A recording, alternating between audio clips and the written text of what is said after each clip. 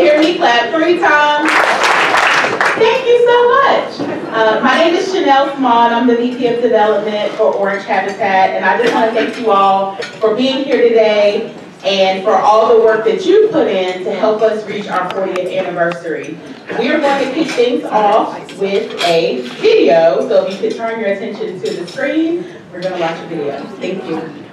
For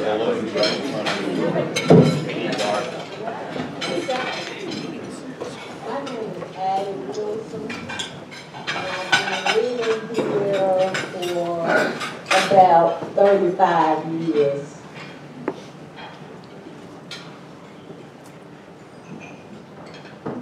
Well, I was living in public housing. It was a struggle trying to make ends meet, and rent was so high, and I was a single parent, so I had to do it by myself. And Habitat was offering the option to buy a house. It was unbelievable.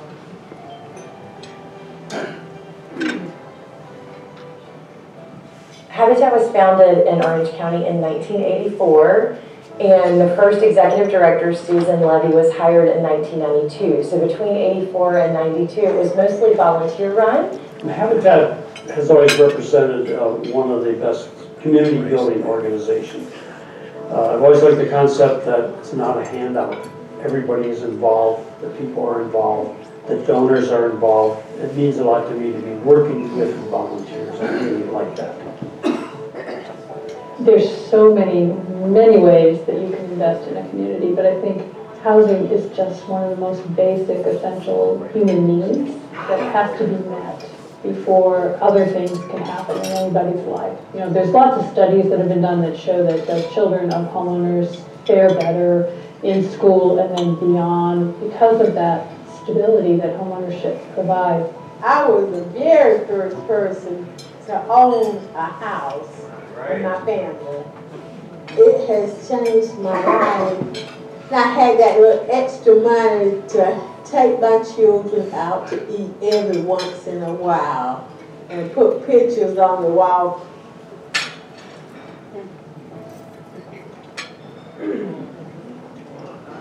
We've grown from being an organization that built one home at a time for one family at a time to this year our goal is to build 20 homes.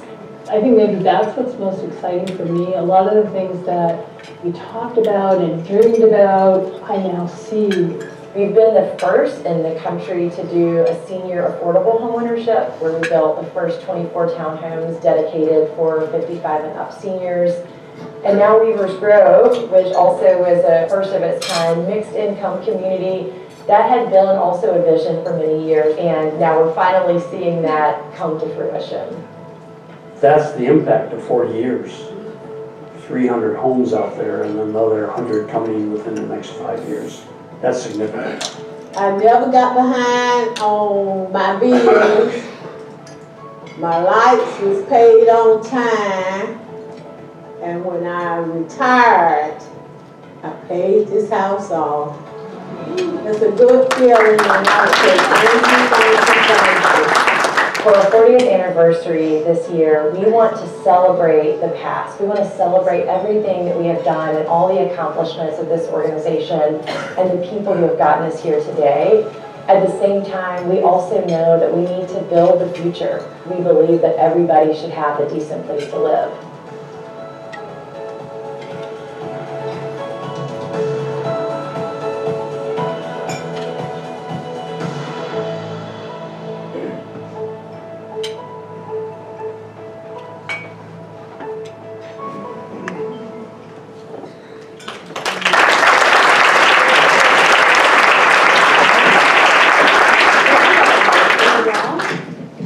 Shows a glaring disregard for basic management and contracting practices. So FYI, just make sure you have your management and contracting practices in order. See, you got a nugget from Habitat that you didn't expect to get. You're welcome. So thank you all again for being here today as we celebrate our past and talk about how we plan to build our future. First, I want to say thank you to our sponsors, UNC Health and Blackfin Real Estate Investors. Let's give them a hand.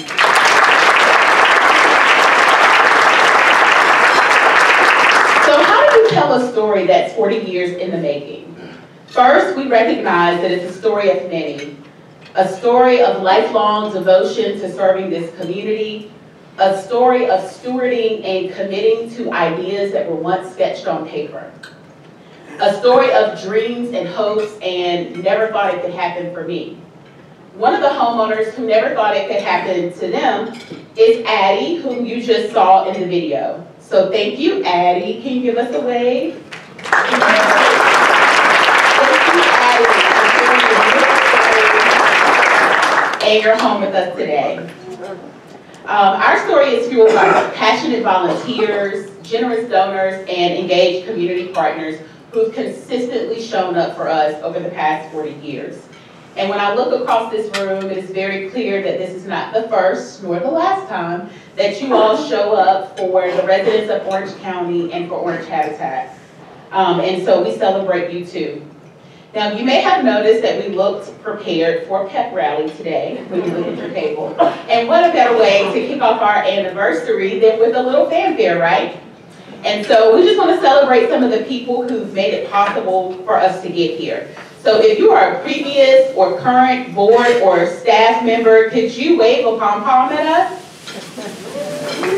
Awesome. Legacy Society member, or if you've been a Habitat supporter for more than 10 years, could you wave a pom-pom at us? Shout out to all the vets in the room. If you've ever been on a committee or volunteered on the construction site, or you've been a corporate sponsor, raise the pom-pom at us. These are the hard workers. If you are a current or former elected official or local government staff, let's see you represent. If you've ever shopped at or donated to our restores, then give us a wave. I don't think we have enough pom-poms, which is a great problem to have. So if you've ever made a financial donation to support Habitat's work in Orange County, wave your pom-poms. Finally, if you are in this room today, give yourself an applause.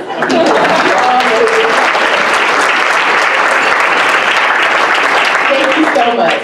Oh, I forgot. If you're a Habitat for Humanity International staff member, raise your pom-pom.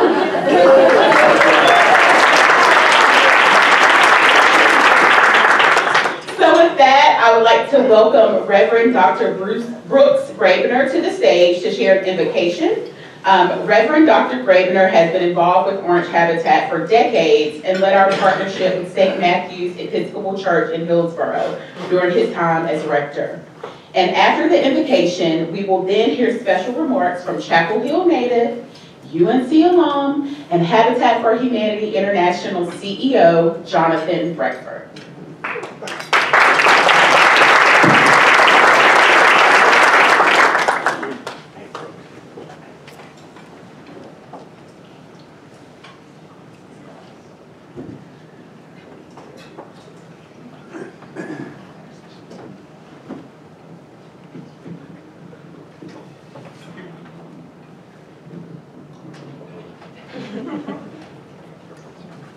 Let us pray.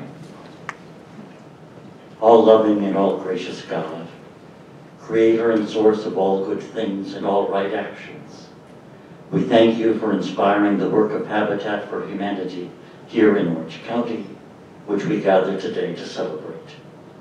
We thank you for instilling in us a desire to assist those who seek decent, safe, and affordable housing. We thank you for Susan and Jennifer and all the staff and board members whose knowledge, dedication, passion, and creativity have sustained this organization for the past 40 years. We thank you for the contributions of partner churches and organizations and for the many volunteers whose labor has gone into building these homes and neighborhoods. And we thank you for civic and business leaders whose advocacy and support have helped this organization flourish and fulfill its mission.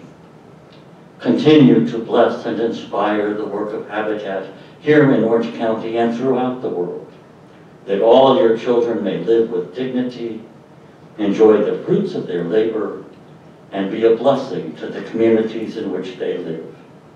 In God's holy name, with God's loving care, and by the power of God's Holy Spirit, we pray. Amen. Amen.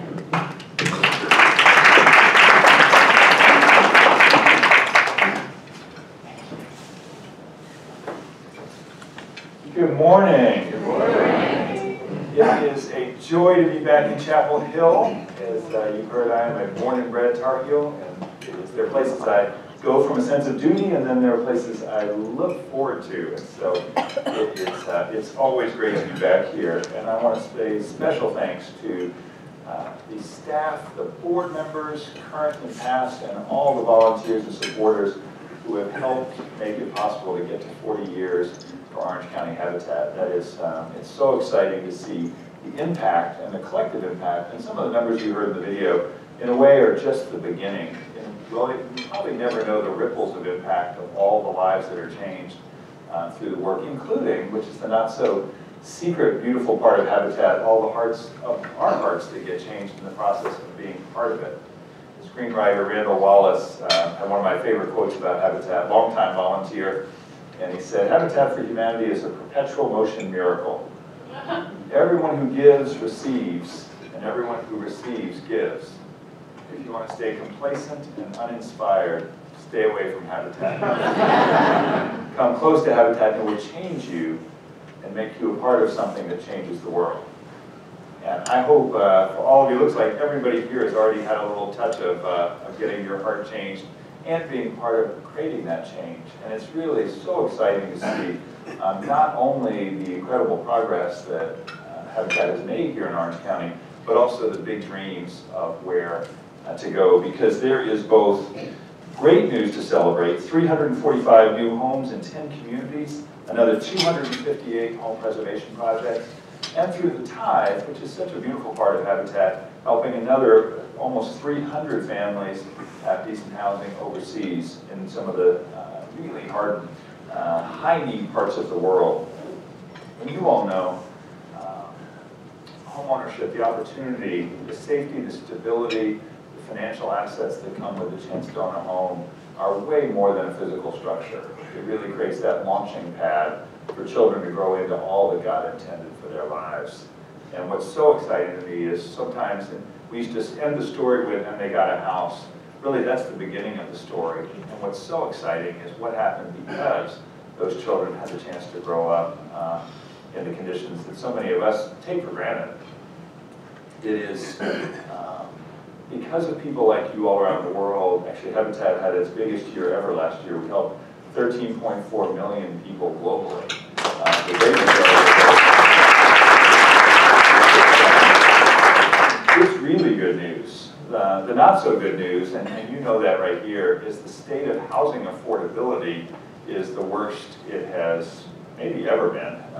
We are in a true crisis of affordability now. It's always been challenging, but the acceleration in the last 5 years has really been devastating. We've seen prices do this and incomes go up very modestly. So the gap between what families can afford and what housing now costs is impossibly wide, which is why we need to do so much. And I actually talk about Chapel Hill both in glowing terms, because I love my hometown, but also as a cautionary tale, because, and I know there are faces I grew up with in Chapel Hill,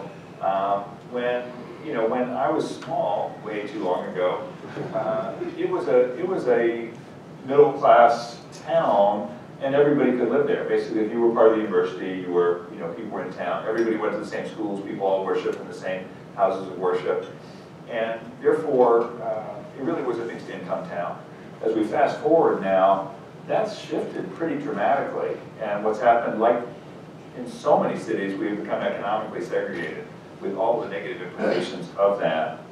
And it is, I brag about Weaver's Grove as a wonderful example of what we need to do. It's a mixed income project, which is the right answer. It's well located next to great schools and with access to transportation, the highway and jobs.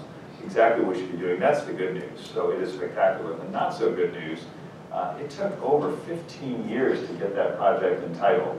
For different, at least 15, maybe 19, depending on when you started. 20, Susan said. And this is in the most liberal town in North Carolina, so how can that be? And the reality is that's why we need your muscles out on the build site, we need your checkbooks, which is important, but we need your voices, because you need more yes in my backyard folks in order to create the kind of communities, because it's not just the opportunity of housing, it's also mobility. And what we know is that children who grow up in mixed income communities have relatively good social mobility. The American dream still exists, but children who grow up in areas of concentrated poverty have almost no social mobility. And we create this repeating cycle that doesn't work. And so it's going to take an approach to build lots more housing.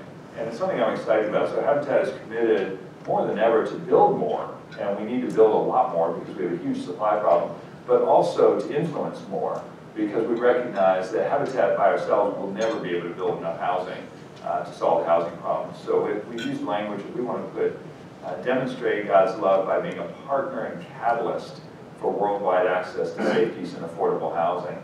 And we are seeing that happen in Orange County, and I love the big dreams. You know, a couple of years ago, I challenged all of our affiliates to think about how could you double production and actually geometrically increase your influence in your community in terms of using Habitat's great brand and goodwill to up the game.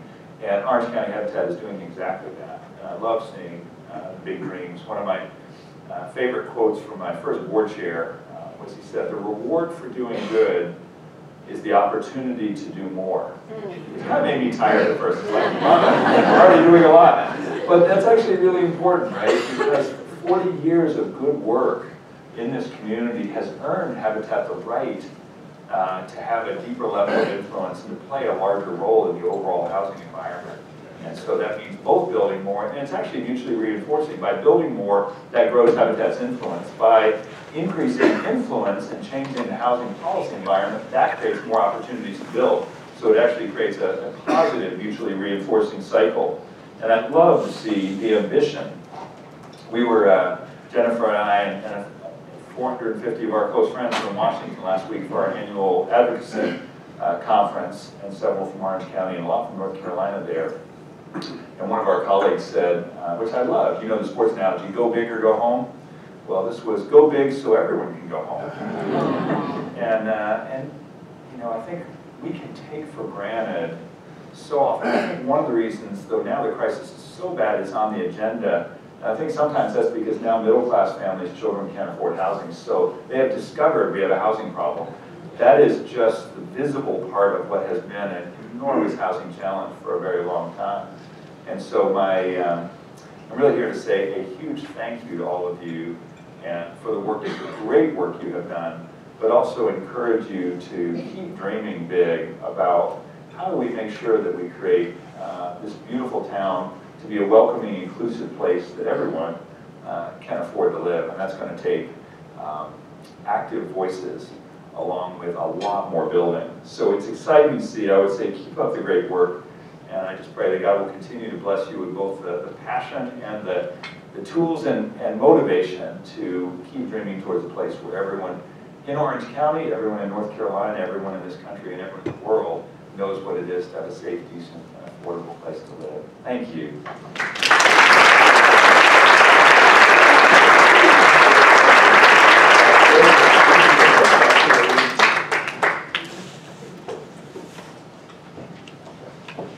Thank you so much, Jonathan. We appreciate that reminder that we've done a lot, but there's a lot more to do.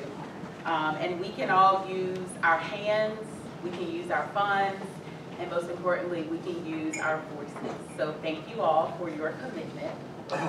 We will now transition to the panel portion of our program. And as our panelists join us on the stage, I would like to draw your attention to the back of your program.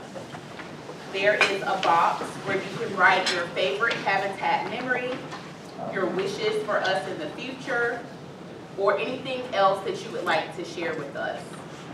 There's also another document on the table that has our save the date for our Farm to Table event that's coming up on April 20th. So without further ado, I'd like to invite our panelists to the stage. And as they are getting settled, I want to introduce our moderator. Stephanie Watkins-Cruz is the Director of Housing Policy at the North Carolina Housing Coalition. She's responsible for leading and bridging the organization's policy and advocacy work at the local, state, and federal levels. Prior to joining the coalition, Stephanie worked as a policy analyst in the Chatham County Manager's Office, where she developed an affordable housing policy and program infrastructure and provided support to organization leaders, elected officials, and community partners. She's passionate about affordable housing, community engagement, and creating bridges for effective and creative collaboration to address community needs. Stephanie has a master's degree in city and regional planning, a master's degree in public administration from UNC Chapel Hill, and a Bachelor of Arts in Political Science from UNC Asheville. She's a North Carolina native, born and raised in Charlotte, North Carolina, and a resident of Orange County, North Carolina, in Carborough for the last 9 years, where she has lived with her partner and her 7-year-old pug, Luna. Thank you for being here with us, Stephanie.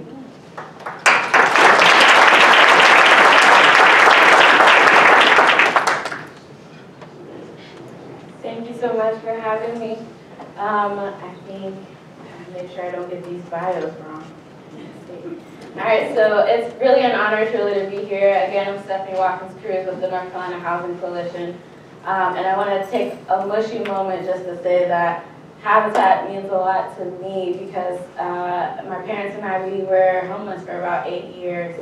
And Habitat was one of the few hopes or kind of bright spots that we had. And although my parents never lived in a Habitat home, God rest their souls, it was really nice to have a visual of opportunity. And I think that is what Habitat means for a lot of people.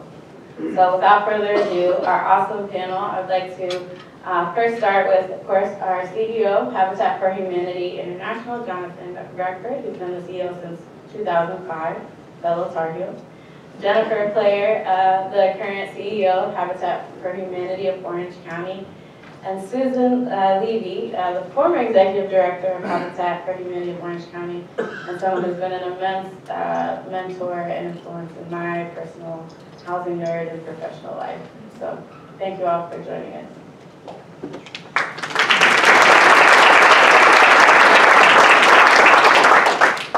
So today we're honored to be here to talk a little bit about where we came from and also where we're going. But we want to start first with talking about celebrating the past.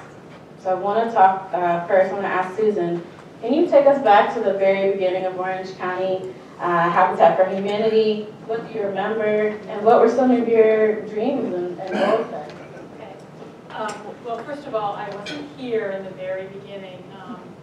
Habitat was incorporated in 1984, as you heard, and I didn't come till 1992, very end of 1992. And when I got here, using volunteers, Habitat had already built 30 homes and started a subdivision, Chestnut Oaks, and just finished something called the Street of Hope, where they had to build 11 homes in something like 18 months. And they had done that, but kind of stressed everybody out doing it. And I think that's what made them realize they really needed to hire permanent staff. And they decided to hire an executive director, and I happened to be the right person at the right time, I guess. For me, it was certainly being in the right place at the right time to be hired as the first executive director. And I think what I remember most about those early years, a lot of it was fly by the seat of your pants. Habitat International was not the amazing support organization it is now. There wasn't a whole lot of support coming out of Habitat International. There was some, but not a lot, on how to do things. So I think a lot of things we were kind of figuring out and making out as we go. So we ended up spending a lot of time really building a solid foundation for the organization. We spent a lot of time gradually adding staff as our board was able to raise the funds to be able to do that. We spent a lot of time developing our fundraising program. We spent a lot of time, and I know Darlene remembers this in Chestnut Oaks, correcting mistakes. You know, things were not done always perfectly. You know, these were volunteers. They were doing their absolute best. They were totally committed. But mistakes were made. So some of the houses had some problems. So we had, and we did hire a construction man, full-time construction person who kind of came back and tried to help correct some of those problems. We also had to work on our family, our home buyer program and make that, I think, a better experience for our homeowners. You know, again, they were kind of the guinea pigs in the early days, and I have to say that for the homeowners, people like Addie, it was really a leap of faith to go with this brand new organization that really meant well, that, you know, did they really know what they were doing? And this is my life and my home. So I have to credit the homeowners for really taking that leap of faith with Habitat. So that, you know, the early days where we didn't have lots of time or energy to envision this amazing future for Habitat because we were so busy, you know, setting the stage for what was to come. But all through that, I mean, again, what I am so impressed and just seeing all of you today, people I've known since way back then, is the commitment of the board, the volunteers, the donors. I mean, I've worked in other organizations, and I don't think there's any organization that has folks who are so passionate about the organization that they're committed to. So it's great to be here with all of you, especially those of you who've been here since way back when and have stuck with the organization and made it really what it is today. So, you know, 40 years is a long time. Jonathan, Habitat International and a number of affiliates have also celebrated 40 years. Why would you say that 40 years is a big milestone? Well, it's 84 turned out to be one of the great inflection points for Habitat globally. And it is actually the two things that Habitat is best known for in the United States turn out not to be true. So, so what everybody knows about Habitat is Jimmy Carter started and runs it, and we give away houses. So both of which are actually not true, though President Carter generally is to the positive side. The giving away houses actually, when people understand how the model works, they tend to get even more excited about Habitat. But going back a little bit further in very quick history, the roots came from a quite extraordinary pastor named Clarence Jordan, who in 1942 started an interracial farm in southwest Georgia, in between Plains and Americus. And you can imagine how popular that was. And the farm was really never successful, but Clarence Jordan had a dramatic impact on a whole legion of pastors teaching nonviolent social protest. And he was really a prophet and way ahead of his time. In the 60s, the farm had been boycotted, bombed, harassed, shot at, and he pulled a group together to pray about what might be next. And after this week of prayer, he wrote the most extraordinary letter that was again ahead of his time. And this was 1968. And one of the quotes I love from that letter was, what the poor need is not charity, but capital. Not caseworkers, but co-workers. And what the rich need is a wise, honorable, and just way of divesting themselves of their overabundance.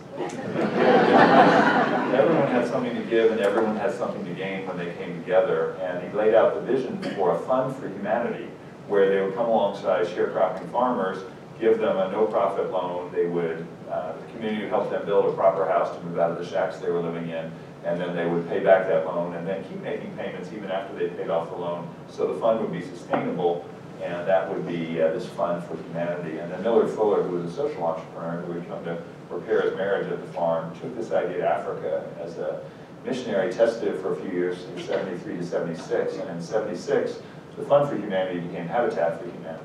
In 1984, President and Mrs. Carter rode a bus from South Georgia up to New York City, slept in a church basement, and helped rehab a tenement building on the Lower East Side. And no one had ever seen a former president of the United States behave this way. And that's really when the world found out about Habitat. So a lot of new affiliates started in 1984.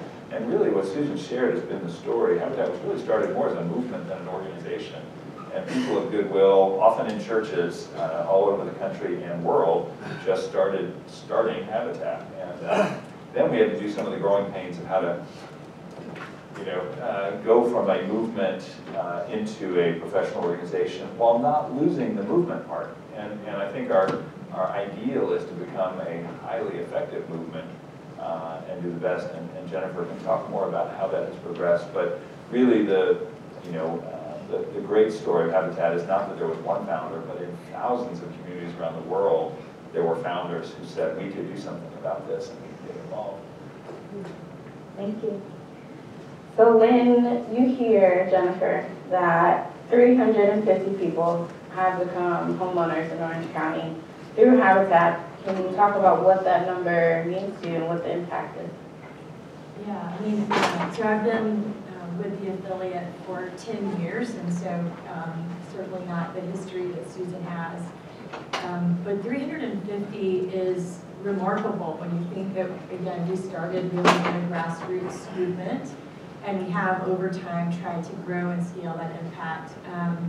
The most important thing are the families and the homeowners that 350 represents. And it actually, of course, represents more than 350 if you think about the children who have grown up in those homes. And Jonathan said it's really, you probably will never be able to really measure the impact of generations of those families. We have two of our homeowners here today. You met Addie. We also have Darlene, who serves on our board of directors now. And so this is really what it's about. And when you hear the stories, and Darlene came with us to DC last week and shared her story with some of our elected officials, and you hear the transformative impact of the stability of the home.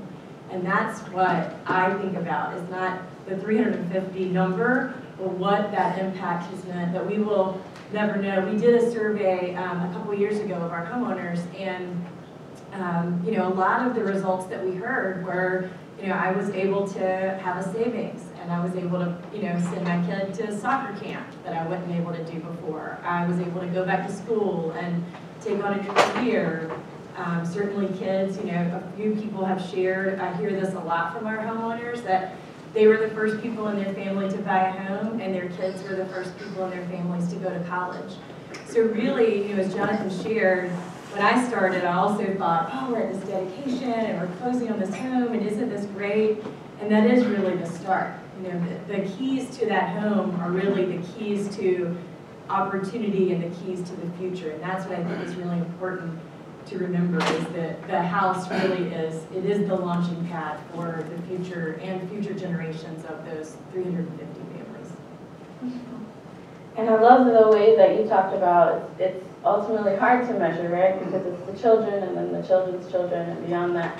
And we've seen in policy reports and data that having a home, a stable home, impacts not only the ownership, right, the capital element, but health-wise as well. Sort of on that line of thinking, Jonathan, can you share a little more about how purchasing a home through Habitat improves outcomes for the larger community? Well, it is, we've heard a little bit about the dramatic impact on a family, and it's really a multi-generational impact. But there's also a lot of data that it impacts the community as well. And what we've seen as we've studied it, that one, a mix of home ownership in a community is good for the whole community. And we see people that own homes actually have higher civic engagement. What we know is at the family unit level, we see better health outcomes and better educational outcomes and higher incomes, the whole series, and a sense of well-being that is actually measurable. But we also then see lower crime, we see better community impact. We've seen one of the, I think, most insidious myths is that property values will be hurt by Habitat coming in or affordable housing coming in, and the data just doesn't bear that out. And in fact, it's really clear that the best overall outcomes for everyone is creating mixed income, mixed use, where people can live both close to where they work and in communities of opportunity. And so I think we collectively need to do a better job of telling that story. But when we think about the dynamics of a healthy community, it's a relatively recent phenomenon that we've created economically segregated cities. If you think about it historically, before transit, everyone had to live where they could get to work. And so by definition, it was mixed income. And we've now increasingly created that barrier. And I think it's just a myth that you can sort of wall yourself off in gated communities and that everything will be okay. And that's really just not how the world has worked. And we're seeing some of the negative outcomes of that in society now. Absolutely. And so before we talk about how, not only from the past, there's been a lot of changes, Susan, under your leadership for 28 years, Orange County Habitat, 26? Yeah, 26. It was a typo. The Orange County Habitat affiliate has been a leader in a number of ways. What was it like to lead the organization, excuse me, and to take these risks and becoming this innovative sort of example, and what are you most proud of from your time? Twofold question, but Yes. First of all, I want to say how proud I am of Jennifer and her team and what's been accomplished in the 5 years since I left. I think things have just taken off exponentially, which makes me think maybe I should have way sooner. But I'm just so pleased and happy with what's happened with Habitat since I've left. So I just wanted to say that before I said anything else. I don't think that the kinds of projects that we took on, we were really, I think we knew they were innovative, but that wasn't really the driving factor behind it. We were looking at meeting a need. I think that's always been the driving factor behind what we've done. So, Weaver's Grove, which back then was called Sunrise Road, that was a piece of property that somebody on one of our committees heard about. It was in Chapel Hill. I think you mentioned earlier that it was a great location. It's near schools, it's near shopping, it's near UNC, it's near places of employment. And it's like, well, sure, why wouldn't we buy that? We didn't know kind of what was involved in actually developing the piece of property, but we knew it was a great piece of property, and we know, land it gets scarcer and scarcer and more expensive. So I think we just took. Again, I think it was a leap of faith, and I think we were all somewhat naive. And I think those who were on the board way back then will agree with me that we kind of just jumped into it and then found out, oh, Chapel Hill doesn't, some people, Chapel Hill really don't want affordable housing if it's close to them. And I think that was a real shocker, and we had to react to that and deal with that. And that took a lot of time and energy, but I think the end result, perseverance and the passage of time, made, and ultimately what came out of that process is something that is so much better than what we ever envisioned. And I think some of it has to do with just being patient and waiting until the time is right, until there was actually support for what we were doing and it became feasible. So I think when we first got into it, we weren't thinking, oh, we're being innovative. We're just being logical and trying to meet a need. And I think the same thing with Crescent Magnolia, which is our senior housing development in Hillsborough. Again, we had a board meeting, I don't know, a long time ago. Some of you might remember it. We had Jim Johnson from Keenan-Snyder did a presentation called The Silver Tsunami.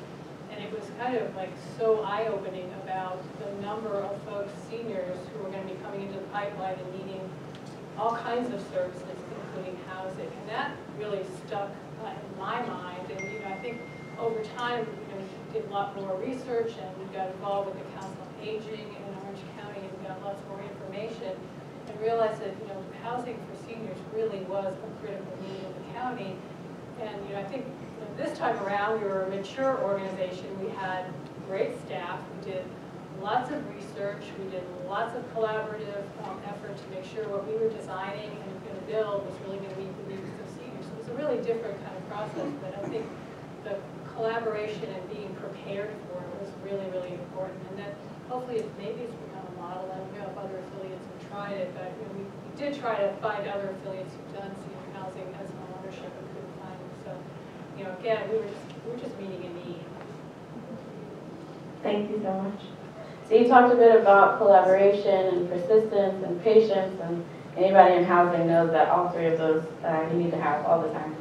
But to go from one home a year to trying to go for 20 homes means that there had to be this intentional shift, right? This intentional paradigm shift.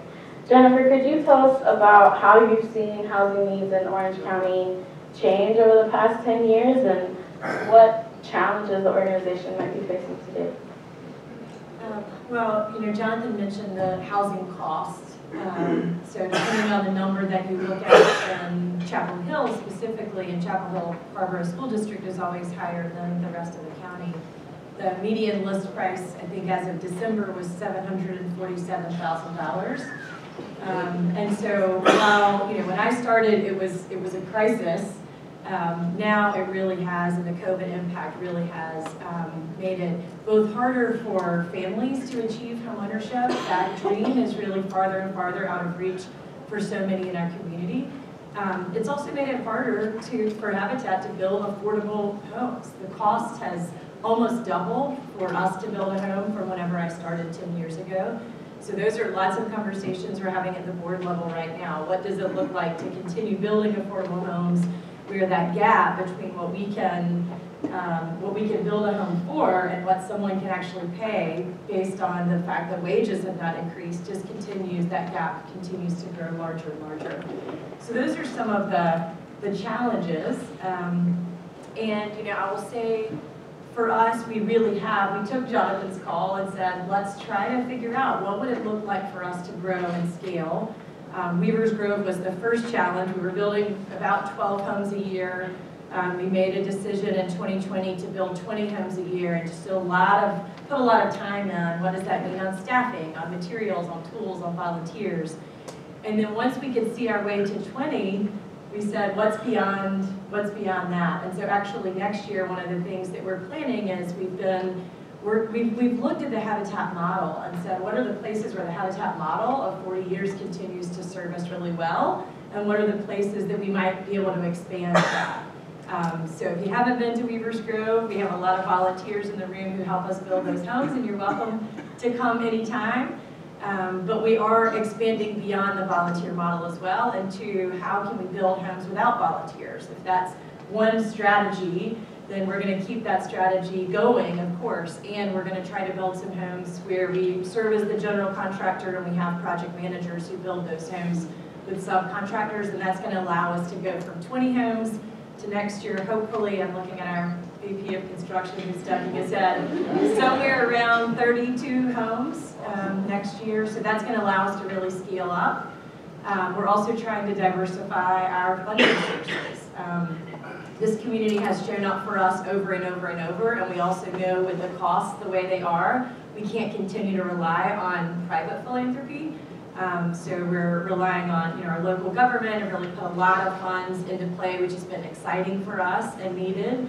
We're continuing to look at that as a board. What are the ways in which we can find revolving loan fund, find other sources of financing to help us build those homes so that we can get more units on the ground quickly. So those are a couple of things that are really swirling around that our board and our leadership team are talking about all the time, and really wanting to be a partner and to make ourselves available to say yes to any opportunity. So what we don't want is to say, oh, we don't have the volunteers to say yes to that partnership. If there's a partnership that the town has some land and we want to be able to say yes, we will find a way to build homes and partner on that side.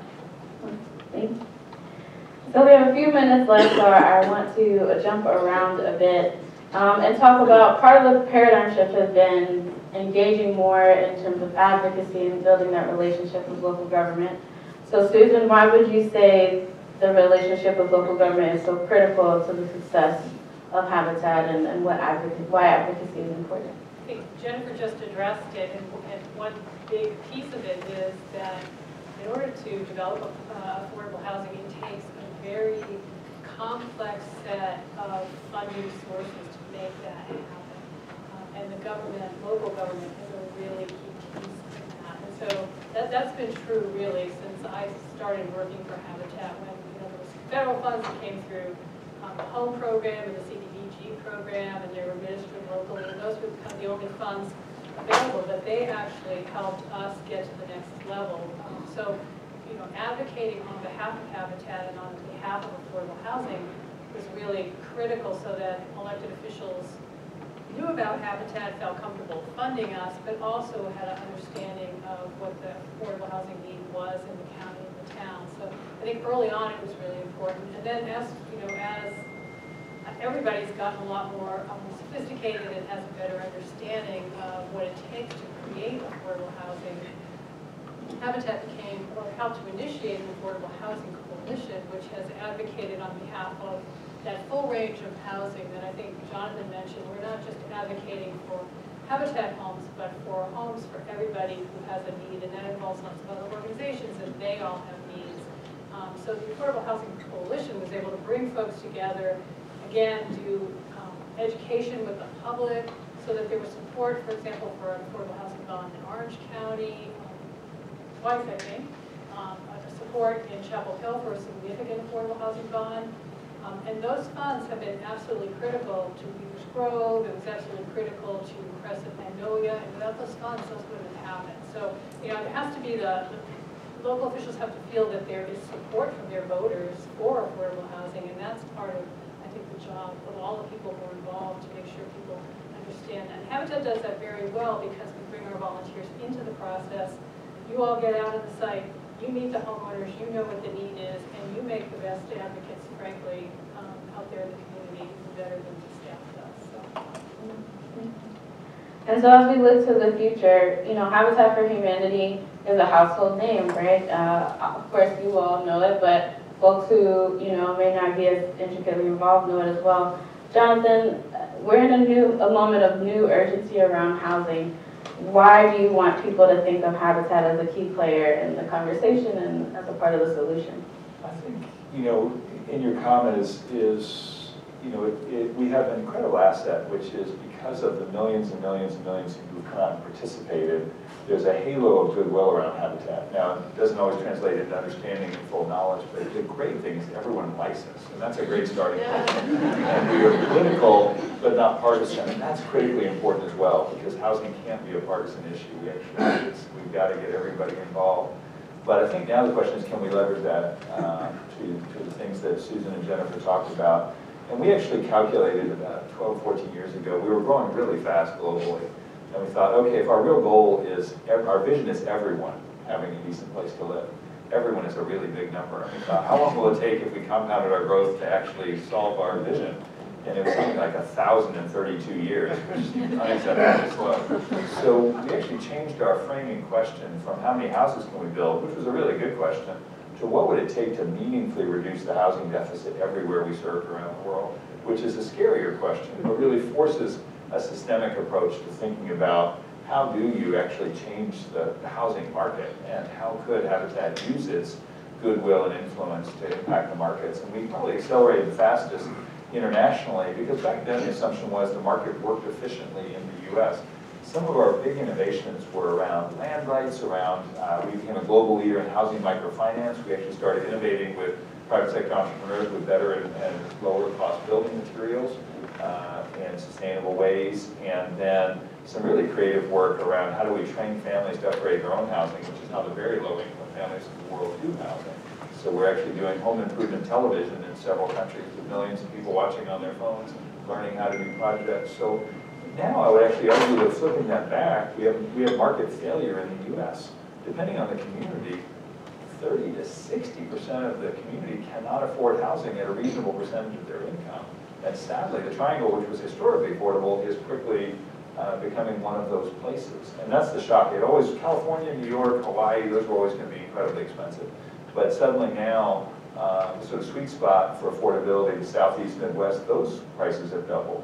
So that really forces us to think, how can we have this systemic impact here? And that goes back to partnership. And a couple axioms that I have long held. One is we should be religious about our principles, not our tactics.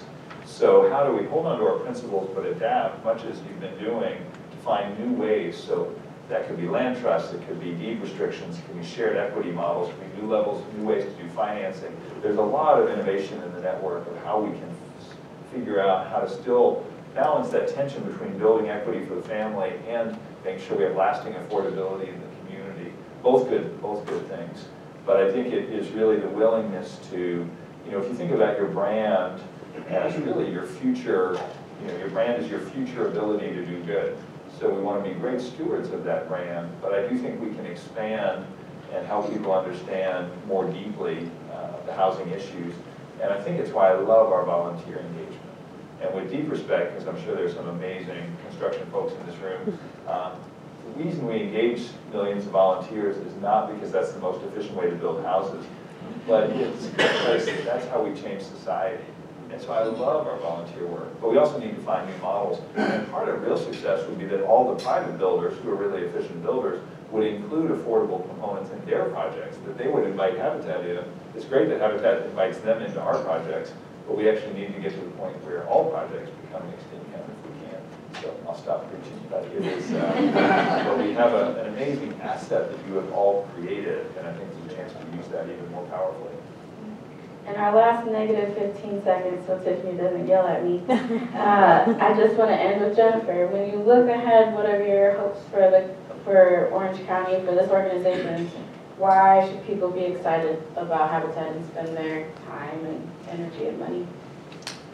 You know, when I look around this room, I see the assets that we have, and honestly, I think the future is building on this solid foundation that we built in 40 years. We have volunteers who are committed, we have local government staff and elected officials who are willing to stand up for yes in my backyard policies right now, which is really exciting. We've got incredible partnerships with the for-profit community, with corporate supporters. We have obviously our financial resources and donors. We have an incredible board and staff right now. So I'm hopeful and optimistic that we can continue building on this legacy that we have of a successful 40-year history into the future. And I think we have the recipe and all the pieces there to do that. And that makes me really excited. I also would say, you know, just again, I've only been here for 10 years, but if you look across the country, there's over 1,000 Habitat affiliates. Orange County should be really proud of this local Habitat affiliate and what this affiliate has accomplished. We're probably somewhere around top 50 in the country as far as production, and you've heard about some of the innovation. Again, I'm not taking credit for that, but I think as stewards of this community, that everybody should be really proud of having such a strong Habitat affiliate who's poised and ready to have more impact in the future. Thank you so much. So let's give a round of applause for our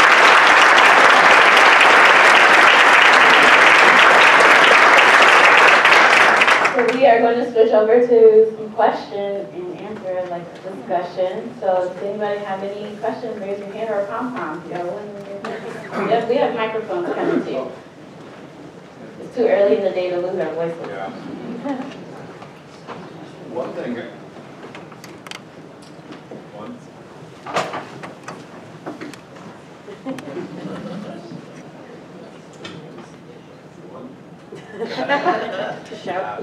One thing I'm interested in that we don't hear about, how do you recruit such great supervisors?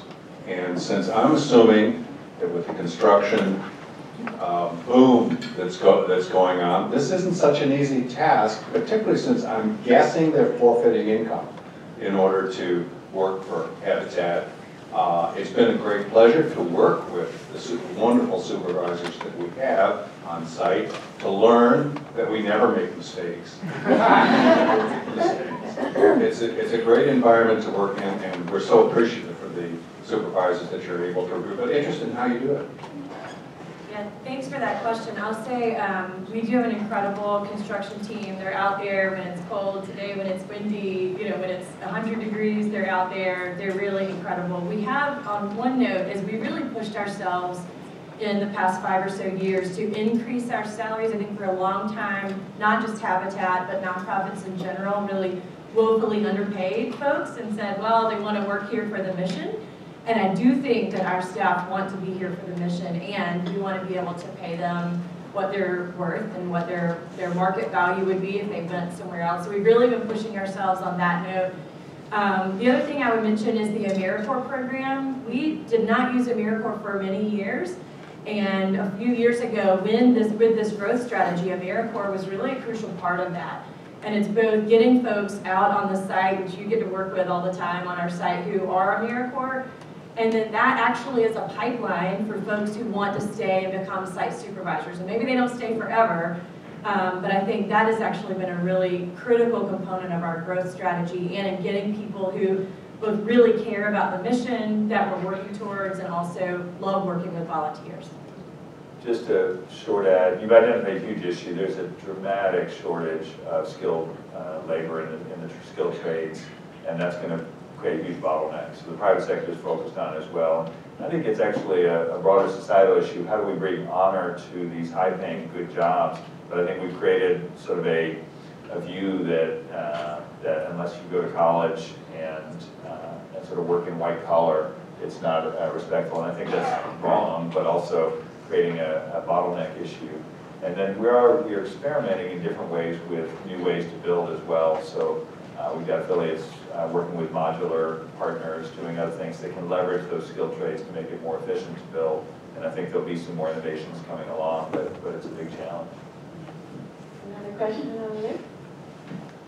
Thank you. Susan and Jennifer, thank you for your amazing leadership of this organization over the last few decades. I think this room and this community stand in awe of everything that you've accomplished and the opportunities that you've given us to make our own community one that is more livable, just so much richer in so many ways. Thank you for all of that. I have a question, Jonathan, for you. My name is Greg Meyer. I'm state senator for this county and a couple of adjoining counties that are nowhere near as wealthy as this county. Housing is the #1 unaddressed policy issue in our state right now. And I think it provides us with an amazing political opportunity that I wonder how you see it as you look across the U.S. Because for the first time in my 10 years in the legislature, my colleagues from areas that are not urban are talking about affordability because they're hearing about it from their constituents. So here's an opportunity for us in a highly polarized time and environment to actually work together on something for people that we really care about, and I wonder what opportunities you see for real policy change. And I have a specific question within that about, I know that we need to address the supply side challenge. And it's actually going to be easier to address the supply side challenge on the policy lane because the Home Builders Association wants to build as many houses as that we can support them to build. But what about the consumer side challenge? How do we create policies that actually protect people's pocketbooks, the safety and livability of their homes, the long-term viability of their homes? What can we do on that side as well? Yeah, I so wish I had an easy answer. I'm searching for that easy answer. There are no magic bullets that I've seen, but let me talk quickly about both sides. There is a huge supply problem, and you've identified something really important. It's not just an urban issue. There's a huge rural, qualitative and quantitative supply problem as well. And so, and the NIMBYism is out there in both urban and rural as well. And so, one of the things, I do think it has become so urgent that creates an opportunity to maybe do some things differently. I was sharing with Jennifer, I had a conversation with the quite conservative governor of Georgia, and he is trying to actually remove local zoning control in Georgia, a very unconservative thing to do.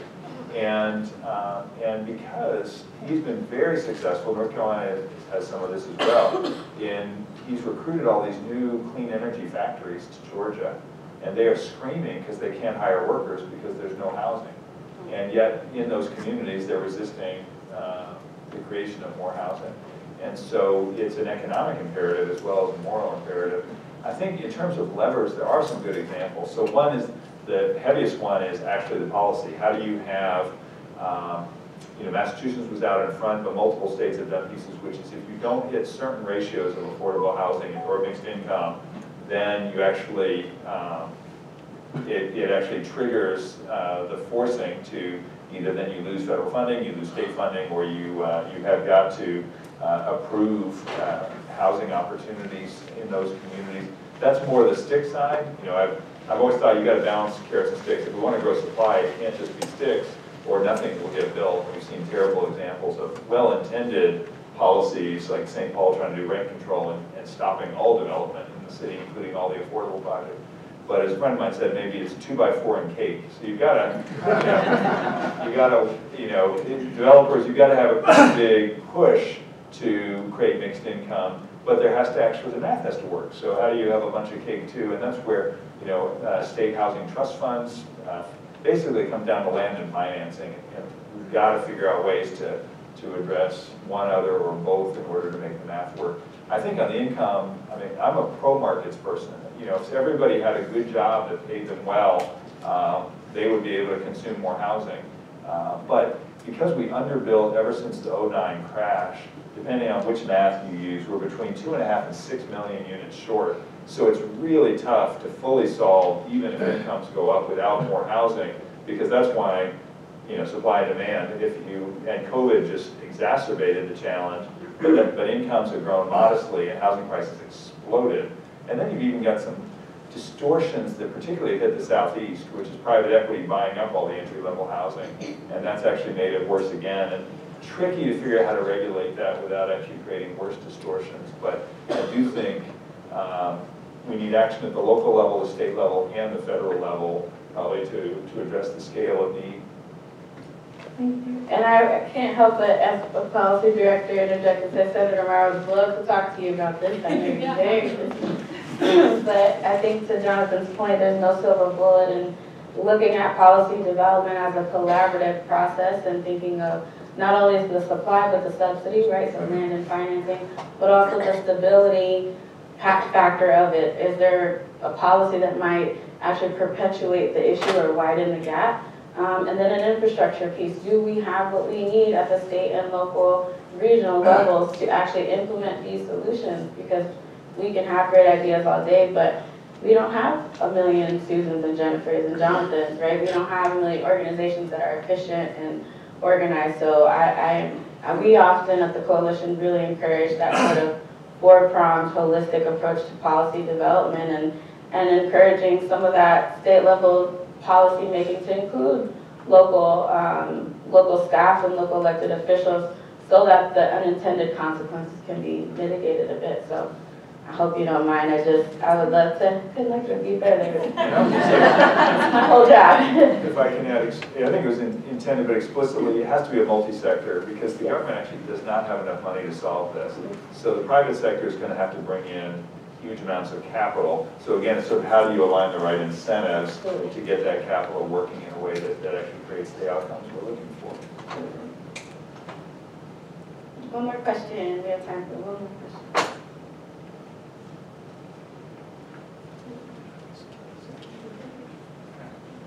Yes.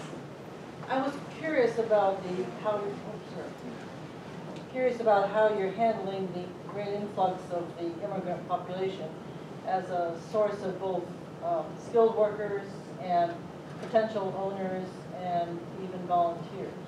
So the question is, how's Habitat handling the influx of immigrants, both as a source of skilled workers, possible homeowners, and even volunteers? I'll say just for the local side, I don't know if you have any additional context. We do partner with some of our local organizations like the Refugee Settlement Center to partner with those organizations and make sure that affordable housing and affordable homeownership is an option for folks who are moving into the community. So we have folks that sit on our board and sit on our committees who help us stay connected to the refugee and immigrant population. And we try to create partnerships with those organizations too, beyond just homeownership.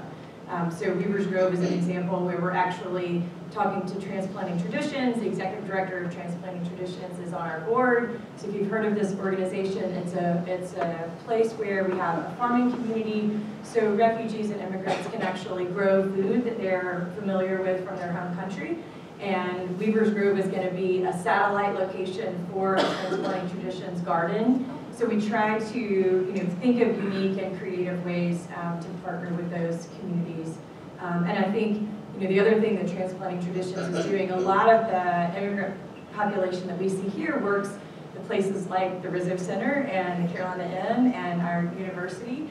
And Transplanting Traditions is really trying to make farming a possible outlet for people to increase their incomes and to have stable careers outside of these major employers.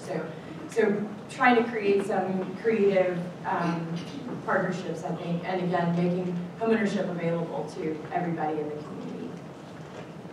Thank you all for these great questions. Before we close, I just want to again thank our panelists for your time today as we celebrate the past, present, and future. At the Coalition, we strive to ensure that every North Carolinian has a home in which to live with dignity and opportunity, but we could not do it in North Carolina without key partners and players such as the Orange County Habitat for Humanity. So let's give a big round of applause for our leaders.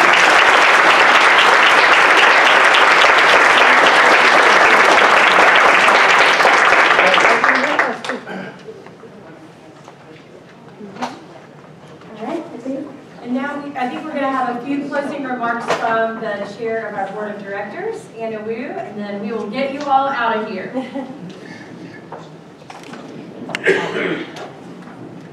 Thank you. Stephanie, thank you for leading such an inspiring panel discussion. I think it touched on a lot of things that we can celebrate, but, oh, you can't hear me, but also really gave us some motivating thoughts for what we have. So,